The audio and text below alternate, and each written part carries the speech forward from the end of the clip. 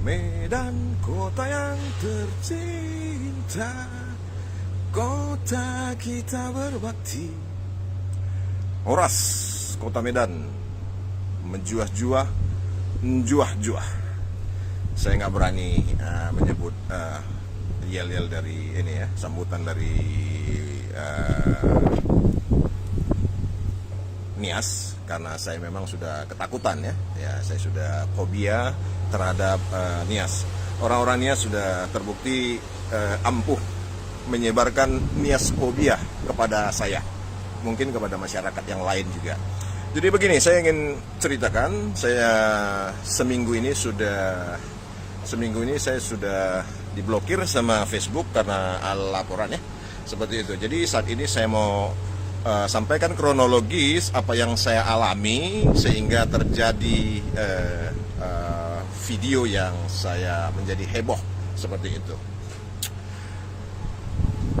Dulu saya dikenalkan oleh seseorang, diproyeksikan menjadi seorang wakil ketua Banteng Muda Indonesia Kecamatan Medan Selayang, di mana ketuanya adalah Yamitema Tirtajaya Laoli. Kemudian Tirta Jaya Laoli meng-SMS saya dan akhirnya kami berjanji berjumpa di restoran Jerman di dekat Tasbih. Saya lupa namanya, restoran Jerman di dekat Tasbih di Jalan Setiabudi. Kemudian saya membawa teman saya, seorang teman saya, etnis Tionghoa, bukan ini ya. Teman saya etnis Tionghoa, ya sahabat saya lah waktu itu kan begitu. Dan kemudian biayanya 700.000 dan dibayar oleh Yamitema Laoli seperti itu. Saya ingat sekali angkanya. Nah, saya ditraktir seperti itu, otomatis saya berpikir bagaimana membalas budi ini seorang sahabat seperti itu. Dan akhirnya saya berujar, besok-besoknya saya berujar, saya teringat itu hutang budi saya ditraktir 700.000 rupiah. Saya bilang seperti ini, ketua, apakah punya kenalan di Taman Setiabudi Indah di perumahan? Adakah punya relasi? Dan dia bilang, ada bang, Odi Batubara. Waktu itu Sekcam di kantor camat Selayang. Odi Batubara adalah ponakan Yopi Batubara almarhum, yaitu pemilik PT IRA pengembang perumahan Setiabudi Indah Medan 1 dan 2. Dan akhirnya mereka berjanji, kami bertiga rapat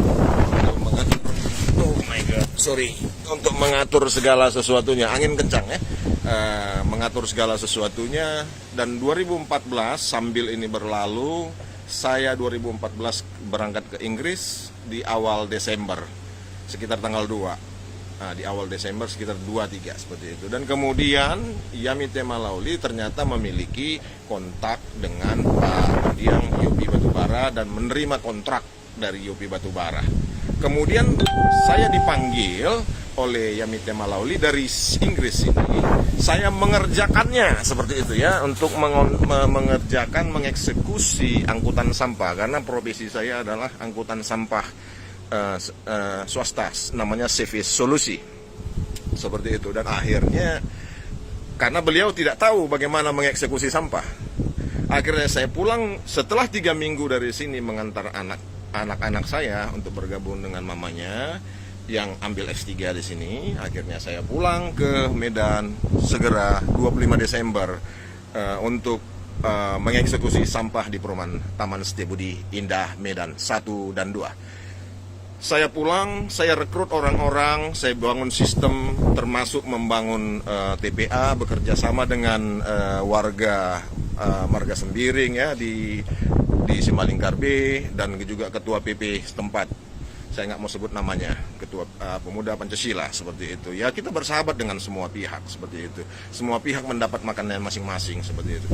Saya dan Yamitema Laoli menandatangani kontrak 5 tahun di notaris, saya lupa, Boru Siregar di Ayahanda, Jalan Sendo atau jalan apa itu, dekat GKPA itu, Wisma Angkola seperti itu. Jadi saya menandatangani 5 tahun kontrak seperti itu. Dan saya merekrut orang-orang, Saya bangun sistem saya ya otomatis beda manajemen, beda gaya, dan beda cost. Dan cost yang saya karena manajemen saya ahli di situ, otomatis cost bisa saya perkecil karena memang saya bangun sistem yang bagus dan saya sudah adopsi dari barat waktu saya di Australia dan saya di Inggris. Cuman 3 minggu saya pelajari tentang persampahan segera. Di Australia juga sudah 2 tahun saya pelajari.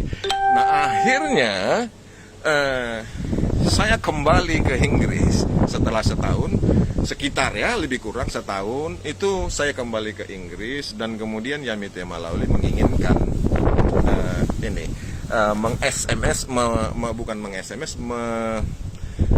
BBM saya, bahwasanya dia bilang TPA saya tidak dipertanyakan legalitasnya, seperti itu.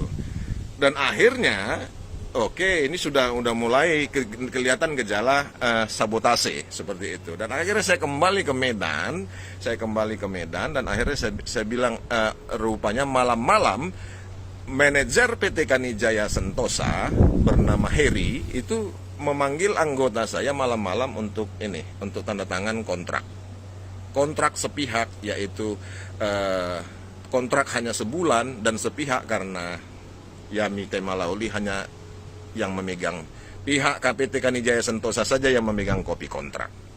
Dan akhirnya dibajaklah anggota saya, dan keuntungan saya bukakan di sini 30 juta satu bulan. Profit saya 30 juta, dan biasanya saya ini punya invoice 69 juta per bulan kepada PT Kanijaya sebelum, di luar kutipan yang lain ada iuran berupa potong rumput ya, potong pohon seperti itu. Ada tagihan berbeda seperti itu. Jadi dia menginginkan. Nah, setelah anggota saya dibajak oleh PT Kanijaya Sentosa, TPA-nya itu juga yang saya bangun kerjasama dengan koordinasi dengan Marga Sembiring di Simalingkar B seperti itu. Nah, akhirnya setelah hal tersebut terjadi, saya dibajak, saya dirampasi, saya terpukul. Saya bicara dengan tema Lauli waktu itu, waduh gimana ketua, itu cicilan mobil saya, armada saya ada 1, seperti itu, dan dia diam saja. Kawan-kawan sekalian, saya mengaku bahwasanya tentu saya frustasi. Waktu itu frustasi, ada takut, ada frustasi karena bapaknya adalah Menteri Hukum dan HAM, dan ya tulangnya pamannya kita tahu siapa. Saya tidak mau ribut, tidak berani ribut persisnya, tidak berani ribut, dan akhirnya saya berpikir kalau saya kerjakan ini, saya harus bayar pengacara untuk hasil yang belum tentu hasilnya. Tapi kalau saya kembali ke Inggris, minimal 1,5 juta per hari saya dapat. Akhirnya saya putuskan dengan rasa kecewa, dengan rasa berat hati, saya putuskan untuk tidak mengambil jalur hukum. Tidak mengambil jalur hukum dengan konsep mungkin bukan hukum positif yang saya tempuh, tetapi bisa saja hukum budaya, hukum adat. Saya ingin main di sosial, hukum sosial seperti itu. Dan akhirnya saya mencoba untuk menulis keluhan saya di Facebook saya. Saya juga menulis, copy paste-nya ke Facebooknya Bapak Yasona Lauli. Begini lebih kurang isinya. Kepada yang terhormat, kepada siapa saja yang bisa menghubungkan saya kepada Pak Yasona Lauli, Menkumham RI, agar kami dapat membicarakan kerugian yang ditimbulkan oleh anaknya atas nama Yamitema Tirtajaya Lauli senilai 1,4 miliar rupiah dengan kira-kira 30 juta kali 48 bulan. Seperti itu lebih kurangnya, seperti itu. 1,4 miliar rupiah agar terima kasih. Seperti itu. Dan akhirnya ada yang mengatakan, ada orang PNS, orang Nias di Pemkab di Pulau Nias mengatakan dia bisa menghubungkan saya dengan Yasona Lauli, dan akhirnya Di akhirnya melalui inbox dia mengatakan pihak Yasona Lawli tidak mengenal saya, pihak keluarga besar Yasona Lawli tidak mengenal saya, seperti itu. Dan saya bilang ini antara damai dan perang. Saya bilang kalau saya siap damai, saya juga siap perang, seperti itu. Artinya perang urat saraf. Tentu ya. Tentu Daud harus punya jarak dengan Goliat. Kalau Daud dengan Goliat tidak punya jarak, Daud pasti mati. Seperti itu. Nah, jadi akhirnya saya copy paste juga itu komen permohonan saya itu di grup Facebook Nias Selatan, grup Facebook Nias Barat, dan grup Nias lainnya, beberapa yang lainnya. Saya sampaikan keluhan itu, saya sampaikan permasalahan itu di grup Facebook Nias Selatan, Nias Barat, dan lain-lain. Dan akhirnya di grup Facebook Nias Selatan dan Barat itu saya dimaki-maki oleh orang Nias. Saya dibilang sinaga babi hanya karena itu. Ada yang bilang nenek moyang orang Batak itu monyet katanya. Dan akhirnya saya mundur dari situ. Saya mengatakan seperti ini. Saya mohon maaf. Saya dirampok ya. Saya sudah dirampok. Saya coba menggapai dengan secara sosial, secara persuasif. Saya dimaki dan nenek moyang orang Batak disebut monyet. Hanya admin grup tersebut yang berhak untuk membantah ini. Seperti itu. Hanya itu. Dan kemudian saya mengatakan seperti ini, saya mohon maaf, saya salah. Tadi saya pikir ada orang Kristen di grup ini, ternyata di grup ini tidak ada orang Kristen, yang ada hanya orang Nias. Saya minta maaf. Saya bersalah, saya bilang seperti itu, dan saya dikeluarkan dari grup itu oleh admin pasti dengan sakit hati dan hancur lebur. Karena saya sudah dirampok oleh orang Nias dan kemudian saya dimaki-maki, hanya meminta pertolongan supaya menyelesaikan secara hukum adat, dan akhirnya saya dimaki-maki dan ditendang keluar, seperti itu. Mungkin hal itu membawa ke dalam nurani saya, seperti itu. Begitulah keadaannya sampai suatu saat saya melihat ada kesempatan untuk mendamaikan Ibu Gea dengan, saya lupa itu marga ginting itu, saya lupa namanya. Jadi saya berpikir saya mampu memberi 100 juta kepada Ibu Gea untuk uang perdamaian yang dimintanya dari 150 juta, dan Ibu Nur Halimah saya pikir saya bersedia membayar uang sekolah anaknya, keluhan dia, sebelum Ibu Nur Halimah keguguran karena terlalu stres. Itu pasti suami di penjara dan sebagainya, dia pasti stres. Tapi artinya kalau mereka bisa didamaikan seperti itu, diperdamaikan, Ibu Gea bisa dapat 100 juta, itu kan keren. Artinya Ibu Gea bisa membangun hidupnya, sisa hidupnya ke depan dengan 100 juta bisa bisa jadi toke apa begitu. Seperti itu yang pemikiran saya, sangat sederhana seperti itu. Jadi yang mau saya sampaikan, saya sudah dirampoki oleh orang Nias. Kemudian saya dimaki-maki sama orang Nias ketika saya sampaikan hal tersebut untuk minta bantuan. Dan saya dihina, nenek moyang orang Batak dihina sebagai monyet oleh orang Nias di grup Nias Selatan. Kemudian saya minta maaf, dan kemudian saya coba lagi mendamaikan Ibu Gea dan siapa itu, dan si Bro Ginting itu. Tetapi memang saya menceritakan ada kisah cerita saya dengan seseorang memang bertelepon, ada yang mencemaskan budaya tersebut masih dijalankan seperti itu, dan akhirnya saya harus dilapor kepada polisi seperti itu. Kawan-kawan orang Medan yang budiman, Anda berhak untuk menilai segala sesuatunya secara holistik, secara komprehensif, mulai dari runtutan cerita ini. Itu kisah saya yang sebenar-benarnya terjadi. Saya tidak mau bersumpah karena saya tidak diajarkan tidak untuk bersumpah. Jika ya, katakan ya. Jika tidak, katakan tidak. Jika benar, katakan benar. Jika tidak benar, katakan tidak benar. Seperti itu. Jadi yang mau saya sampaikan adalah orang-orang Nias sungguh kekompakan kalian saya salut, termasuk untuk membuat seorang Konrad Sinaga menjadi fobia Nias. Saya fobia, saya ketakutan. Saya akui kekompakan kalian membuat, saya pikir bukan saya saja, banyak orang akan fobia terhadap Nias. Karena apa? Konrad Sinaga sudah dirampok, kemudian dirampok ya oleh orang Nias, kemudian dia curhat di grup Nias, kemudian dia dimaki-maki, dihajar, ditendang juga dari grup itu, kemudian dia minta maaf, dia pula yang minta maaf, kemudian dilapor ke polisi. Jadi ini bukan melibatkan hanya satu orang Nias saja, saya dimaki-maki oleh grup Nias, di grup Nias Selatan, grup Nias Barat, dan sebagainya. Jadi ini bukan antara Konrad Sinaga dengan satu orang Nias, tapi kelompok Nias yang begitu besar. Luar biasa. Jadi Nias fobia akan terjadi di Kota Medan. Dan di sisi lain, hatiku memang ada ingin menginjil, mengeritisi, seperti itu, mengeritisi, menginjil.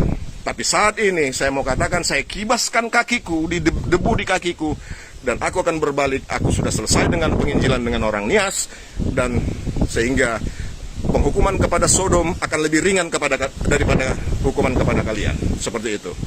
Jadi saya mau sampaikan bahwasanya apapun yang terjadi di depan, apakah saya dijemput oleh Bareskrim seperti yang kalian memang hebat, Yasona Lawli hebat. Dia adalah Menkumham RI yang powerful, maha kuasa di Indonesia. Yasona Lawli maha kuasa di Indonesia. Itu versi orang Nias. Saya akuin itu. Kalaupun saya dijemput dengan tangan terborgol, artinya saya sudah berjuang. Bahwasanya orang Batak bukan kaleng-kaleng, orang Medan bukan kaleng-kaleng. Orang benar tidak boleh kalah dengan sekelompok orang Nias yang powerful karena Yasona Lawli. Saya dizolimi, tapi kemudian kalian melaporkan saya ke polisi. Tuhan besertaku. Kalian mendatangi aku dengan kuasa Yasona Lawli yang maha hebat, Menkumham RI. Saya mendatangimu dengan kebenaran di hatiku, di otakku, di jiwaku, di ragaku. Kebenaran ku bawa untuk kuasa dari Tuhanku yang maha kuasa menghantammu dengan ali-aliku dari jauh. Seperti itu. Intinya apapun yang terjadi di depan, apakah saya harus dijemput oleh Interpol dengan tangan terborgol, saya sudah berjuang. Sudah berjuang menghadapi Nias-Nias bajingan. Nias-Nias yang merasa suci. Kalian kompak menghantami aku. Dan aku berjuang sampai aku tidak mampu lagi untuk mengatakan apapun. Aku berjuang. Dan di sisi lain, aku mengucapkan terima kasih kepada orang-orang Nias yang sudah mengerti dan mendukung aku secara inbox. Demikianlah saya sampaikan hal ini secara komprehensif, tanpa teks, apa yang saya alami, deritaku selama ini ku alami dan ku sampaikan kepada ini. Saya juga udah pernah sampaikan kepada Simon Simanjuntak ya. Simon Simanjuntak yang staf ahli DPR RI dari PDIP. Saya sudah pernah sampaikan ini karena ini bicara tentang PDIP, tapi ada hubungan dengan PDIP. Tapi Simon Simanjuntak, Anda tidak ada respon yang tepat, walaupun kita kawan satu kampus dulu. Ya, saya juga mengecam Anda bahwasanya Anda terlalu ego dan Anda tidak peduli sama teman. Seperti itu. Jadi intinya saya sudah berjuang. Terima kasih. Ada telepon masuk.